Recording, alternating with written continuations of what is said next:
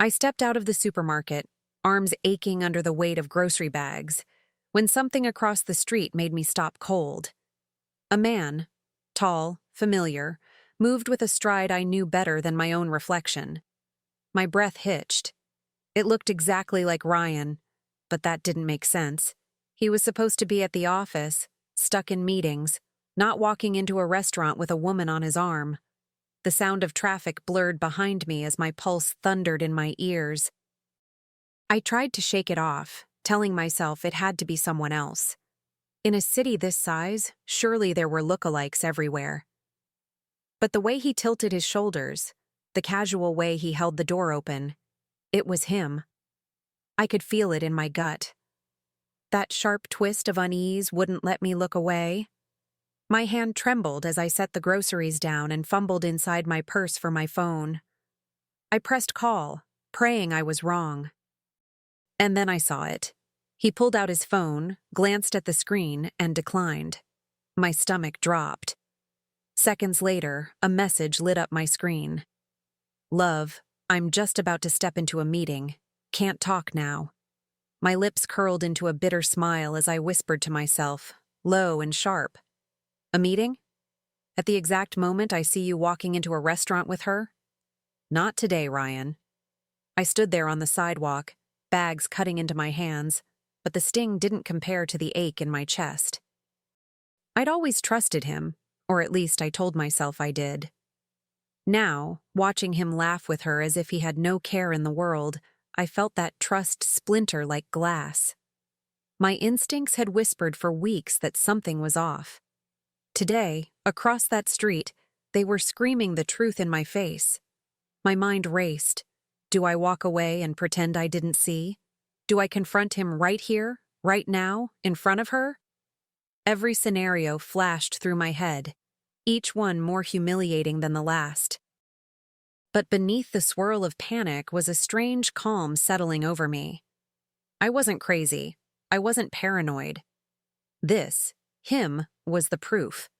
And for once I had the upper hand. I set the grocery bags down by the curb and straightened my shoulders. If Ryan thought I'd swallow his lies, he didn't know me at all. My pulse was hammering, but I steadied my breath. I could feel a plan forming, sharp and deliberate. And instead of breaking down, I let a small, determined smile tug at my lips. Something told me this wasn't just the end of a marriage, it was the beginning of a reckoning. I kept my eyes fixed on the restaurant's glass door, the reflection of the city lights glinting like a cruel spotlight on my unraveling world. Inside, Ryan leaned closer to her, his face lit with that smile I hadn't seen in months. The sight cut deep, but it also steeled me. If he could lie so easily to me, to my face, to my heart, then I needed to be just as bold in uncovering the truth. A part of me wanted to storm inside and call him out in front of every stranger sipping their wine. Another part wanted to walk away and let the secret rot him from within. But standing there, I realized I wasn't going to let him dictate my choices anymore. No more sitting quietly, waiting for honesty that never came. This time I'd choose the stage and the spotlight. I picked up my bags, carried them to the car, and set them down gently in the trunk, as if I were closing a door on one life to step into another. My hands shook, but my resolve was firm. I slammed the trunk shut and turned back toward the restaurant. My heart was pounding, my mouth dry, but my mind was clear. I was going to cross that street, and whatever I found inside would change everything. I left the groceries behind without a second thought, the plastic bags crinkling as I shut the car door. Every step across that street felt like walking into fire, but I refused to slow down. The restaurant glowed warm and inviting, its windows spilling laughter and clinking glasses onto the sidewalk. I pushed through the door, the hum of conversation wrapping around me like a dare. My eyes scanned the room quickly, and there he was, in the corner, back turned slightly, laughing with her. My heart thudded against my ribs so hard I thought it might give me away. But my face stayed composed, almost calm, as if I were just another woman walking in for a quiet dinner. I'd learned long ago how to wear that mask of control, even when my insides were unraveling. A waiter approached with a polite smile. "Table for one?" he asked. My lips curved faintly, though inside my stomach twisted like a knot. "Yes," I said, keeping my voice steady. "Right next to that couple, please." He didn't notice the steel in my tone. Why would he? To him, I was just a customer. But to me, that table was about to become the front row to Ryan's greatest performance, and my chance to rewrite the ending. The waiter led me through the maze of tables, weaving between couples and groups, until we reached the one just beside Ryan and his mystery woman. My pulse was hammering, but I lowered myself into the chair with all the grace I could muster. I set my purse down, smoothed my skirt, and lifted my chin as though I belonged there. To anyone else, I looked composed. Inside, though, my blood was roaring. From this angle, I could hear his voice, so unmistakably his. That familiar cadence, the way he dragged certain words, it sealed it. There was no denying it anymore. My husband was sitting less than 2 feet away, laughing as though he hadn't just texted me about being in a meeting. I felt a bitter laugh rise in my throat, but I swallowed it down. He hadn't noticed me yet, and that was exactly how I wanted it. The woman across from him leaned in, brushing her hair over her shoulder, her eyes sparkling in the dim light. Ryan's smile widened, the one I used to think was mine alone. I gripped the edge of the table, steadying myself. Anger and heartbreak tangled inside me, but I forced my face into neutrality. I was no longer the clueless wife at home. Tonight, I was the silent audience, and soon, I'd become the director of the scene. I leaned back in my chair, pretending to glance at the menu the waiter had placed in front of me. My eyes traced the list of dishes, but none of the words registered. All I could focus on was Ryan's laugh. Louder now, careless, the sound of a man who thought his secrets were safe. Each chuckle was a knife, but instead of bleeding, I sharpened my resolve. The smell of garlic and wine drifted through the air, mingling with the soft hum of jazz playing from hidden speakers. Couples clinked glasses, waiters moved briskly between tables. And yet, for me, the world had narrowed to one corner of the restaurant. My husband. His lies. Her smile. Every detail etched itself into my memory. Fuel for the fire I was already stoking. I took a slow sip of water, my hand steady now. It struck me. He was so close I could reach out and touch him, and yet he had no idea. That realization sent a strange thrill through me. He thought he was in control, but the truth was, I held the power tonight. And soon, I'd decide how to use it. I set the glass back down, my fingers brushing the cool rim, and leaned ever so slightly toward their table. My voice slipped out calm, almost sweet, but carrying the edge of a blade. "Funny running into you here, Ryan." "I thought you had a meeting?" The sound of his name startled him, and in an instant his laugh died in his throat. He turned, eyes wide, nearly choking on his drink. The color drained from his face as though he'd seen a ghost. "Victoria? What are you doing here?" His stammer made every head at nearby tables flick in our direction, curiosity sparking like wildfire. And for once, I welcomed the attention. The woman across from him blinked, confused, her hand frozen midair with her wine glass. "Ryan, you said you were divorced." Her words hit the table like a dropped glass, sharp and irreparable. I raised an eyebrow, savoring the moment, my voice steady and cool. "Divorced? That's news to me. Last I checked, I'm still his wife." Ryan's mouth opened, then closed again, like a man drowning and searching for air. "It's not what it looks like," he finally managed, his voice trembling. But I didn't let him finish. My patience had snapped the moment I saw his hand brush hers across the table. "Oh, it looks exactly like what it is," I cut in, my words slicing sharper than I intended. And I didn't regret it. The woman set her glass down with a clink, her face flushing crimson. She looked from him to me, piecing together the mess she'd been dragged into. "You told me," she whispered, her voice shaking. "You told me this was over." For a flicker of a second, I saw shame cross her face. Shame, but also humiliation. She had been lied to as much as I had. I leaned back, folding my arms as the silence stretched around us.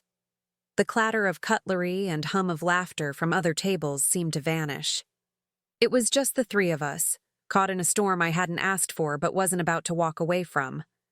Ryan's eyes darted around, desperate, but mine stayed locked on his, steady and unyielding. He reached out a hand across the table, his voice dropping to a pleading whisper. "Victoria, please, you don't understand." I tilted my head, meeting his eyes with a calmness that surprised even me.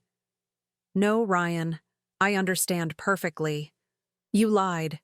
You lied to her, you lied to me, and you even lied to yourself." My words were steady, but inside I felt the tremor of years of trust crumbling in seconds. The woman pushed back her chair abruptly, the scrape echoing across the room.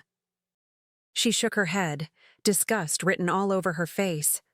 "I won't be part of this," she muttered, gathering her things. Ryan tried to grab her wrist, but she pulled away, leaving him exposed, abandoned at the table he thought was his safe little secret. All eyes were on us now. Strangers pretended not to watch, but I could feel their gazes burning. Ryan fumbled for excuses, his lips moving faster than his brain, but I leaned closer, my voice low and sharp enough for him alone. "You wanted a double life? Well, it just collapsed, and I'm not finished yet." I didn't raise my voice. I didn't need to.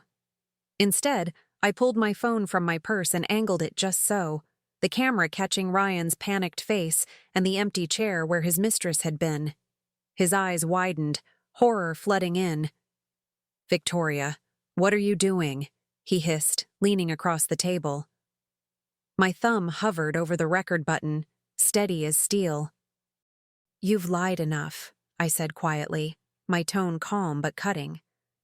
"Since you enjoy telling stories, why don't we let everyone see the truth for themselves? Let's start with your boss, who thinks you're in a meeting right now." I watched his face blanch, the blood draining faster than I thought possible. That mask of confidence he wore every day cracked in front of me. He reached for my wrist, desperate, his voice breaking into a whisper. "Please, Victoria, don't do this here." The fear in his tone only fueled me. I wasn't the one creating a scene. He had done that the moment he chose deceit over honesty. Now, all I was doing was shining a light on it, and I had no intention of putting that phone away. His hands trembled as he tried to shield the phone from view, but it was useless. The lens had already captured the sweat on his forehead, the panic in his eyes, the hollow lies spilling from his mouth. For years he had carried himself like a man in control, confident, untouchable.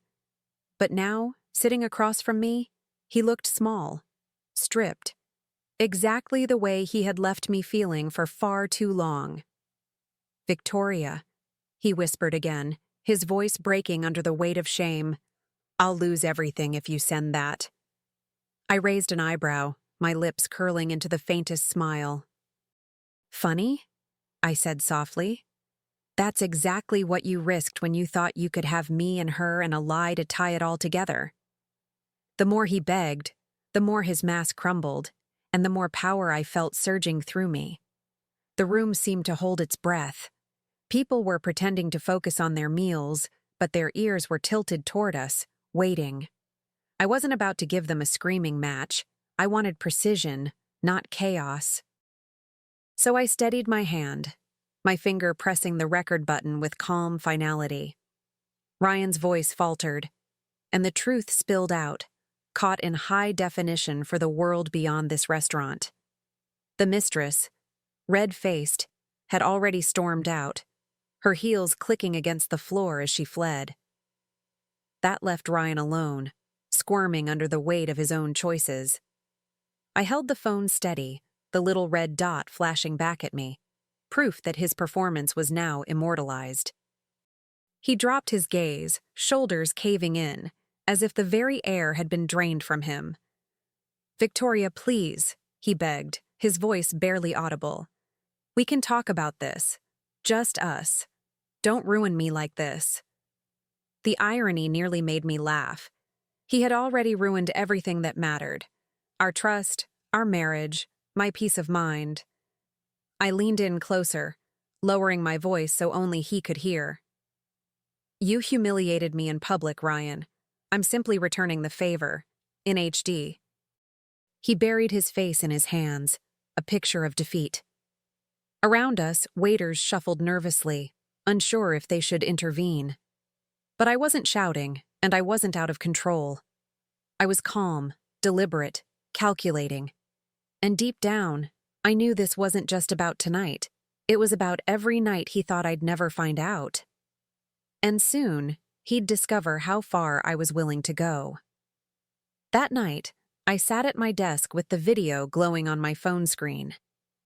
Ryan's face, caught between panic and pleading, stared back at me, every word of his mistress echoing like a confession carved in stone. I didn't hesitate. With a few taps, I forwarded the clip to his boss along with a simple note. "Here's the meeting my husband was in today." My hands didn't shake this time. They were steady, certain, free. Within minutes, the red receipt popped up.